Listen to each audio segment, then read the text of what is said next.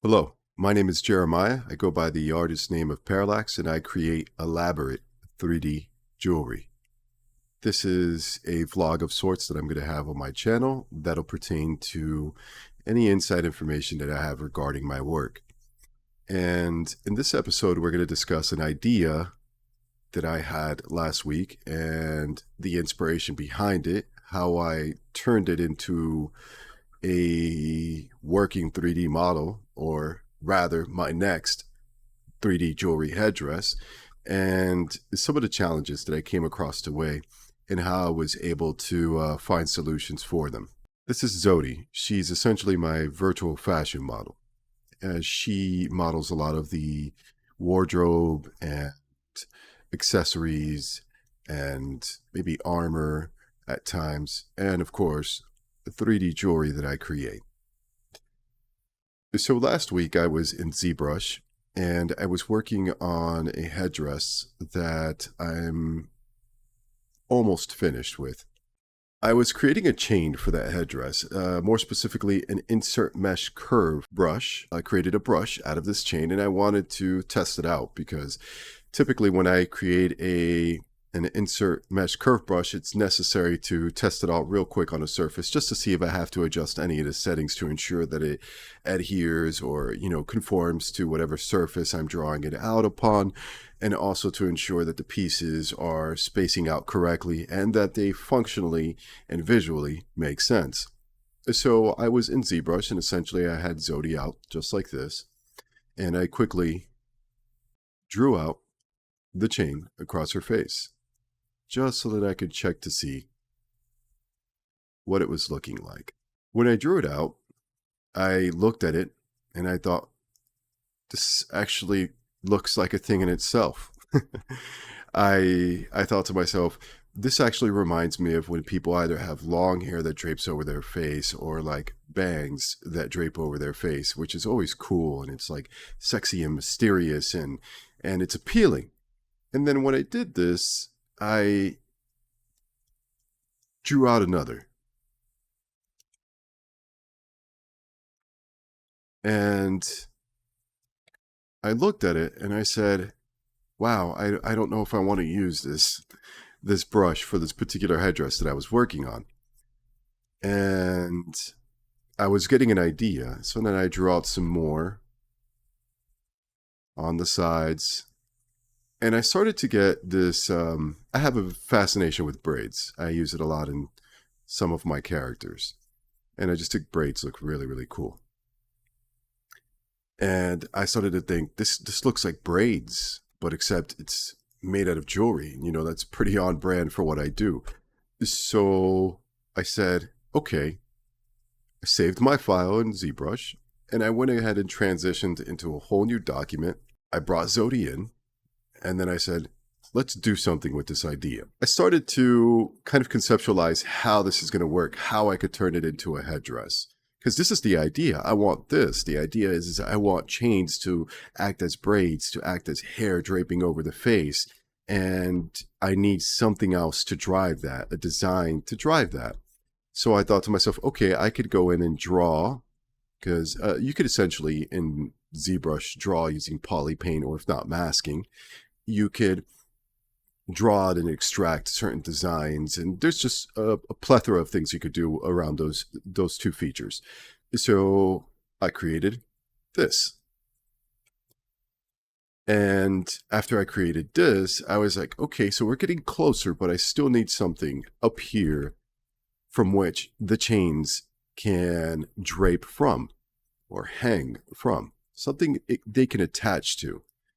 So I still didn't kind of like, at that point in time, have something in mind. So I just continued 3D modeling. So I fine-tuned this piece. I booleaned out these two circles here, of which I left for a gem. And this piece here, which is a pretty elaborate piece. I try to be very, very intricate with my centerpieces because it's in the middle of the face. It's what you're going to see first when you look at any of these characters. And, of course, one of my aspirations is for my work to be used in either animations or short films or movies because, we already know that a lot of the movie industry uses so much CGI. And guess what CGI is? It's visual effects and animations, but it's also 3D models, it's polygons, and that's what I do. But it's important to always make the center very, very intricate and beautiful on its own. For me, it is, at least. And the way that I go about it is I want to make it so beautiful that if that's the only thing that is driving the design, then it's okay. Because as it stands right now, this is beautiful. I also want to point something out.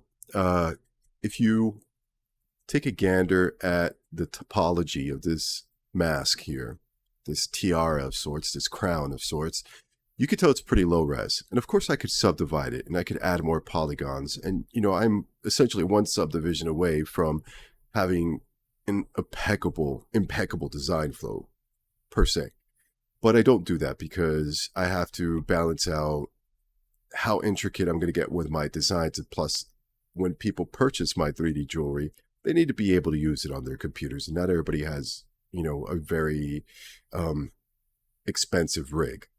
And I try to balance the intricacy of my designs along with that. So if you ever see that any of my 3D models have sort of like, they're not as, I guess, subdivided as much as you would like them to be, it's because of that. It's on purpose. But I can easily just go in and subdivide that one more time. And as you can tell, it doesn't have that low resolution look anymore. It's perfect. But we're going to Control Z because, as I stated, I need to have optimization in mind. And returning back to the design in the middle. So if you look at this particular progress, the state of the progress here, you could look at this, this is beautiful. And to me, it's beautiful. It really is. Because I already see what this looks like at the end when I'm going to render it on Zodi, and the way that the light's going to refract through the gems, and just there's a lot of if you zoom in here, actually let me zoom in. I have some regions that I've insetted. There's trim, there's different dimensions, and when light hits that and renders, it looks very, very interesting and it looks great.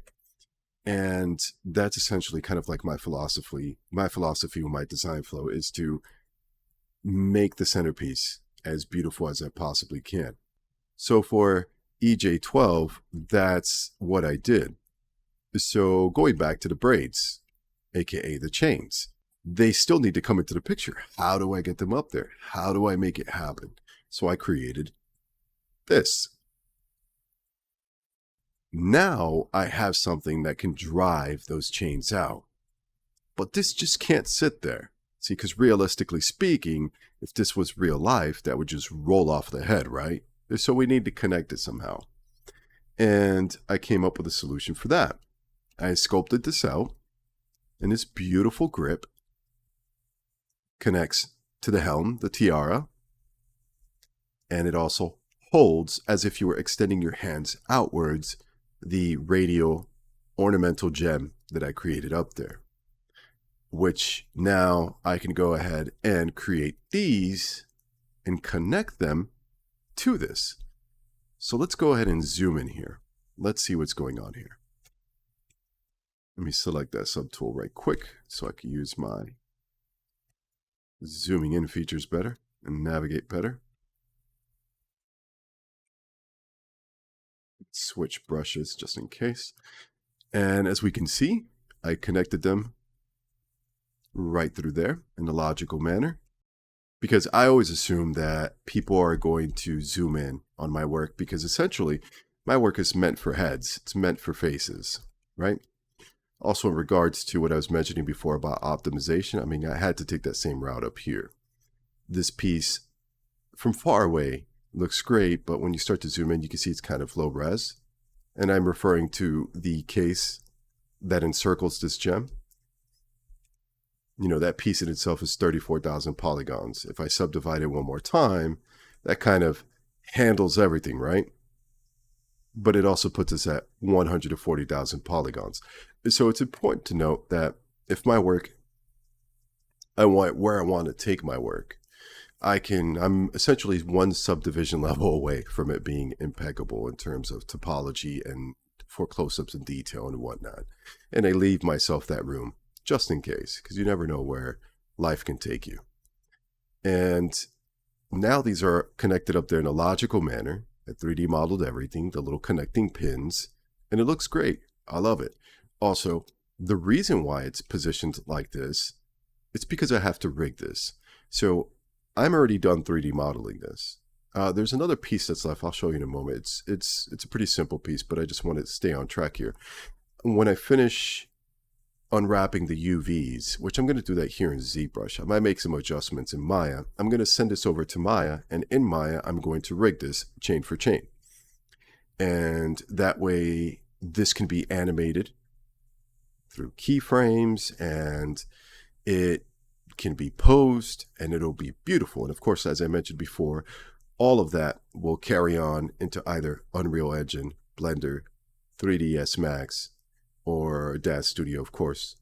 And I say of course because I have my own official store in the Daz 3D marketplace where I sell some of my earlier 3D jewelry. And this is going to release there as well. So it's in that position because that's easier for me. When it comes to rigging, I can rig this easier and quicker. And I want to leave it up to the people that utilize this particular headdress, this design, to pose it. You know, I want to make them work for it. I really do. I've seen how people use my 3D jewelry. My customers have had, I've seen artwork that utilizes my jewelry, and my customers, you could tell that they like the way that it looks, but they don't want to spend the time either animating it realistically and how like the chains would drape in real life and whatnot, or they're in some kind of hurry, or maybe they just lack the experience. So what I do on purpose is that I leave this like this so that they have to go in, because I'll tell you that there's not a single portion of this pipeline for my work that I don't enjoy. When it comes to rigging, I love rigging. When it comes to UV mapping, I love it because it's very, very important for the way that the textures or shaders are going to be rendered on my work. And every part of my process I enjoy thoroughly. So I find you become very self-involved. You become very involved with your artwork in the most manual state that you could be in with it. So that's why I leave it posed like that. Is one, that's how I'm going to rig it. And two, so it pushes people to start manipulating the joints, and then they'll get into it. And to me, that's fun. This is the state of development for this piece.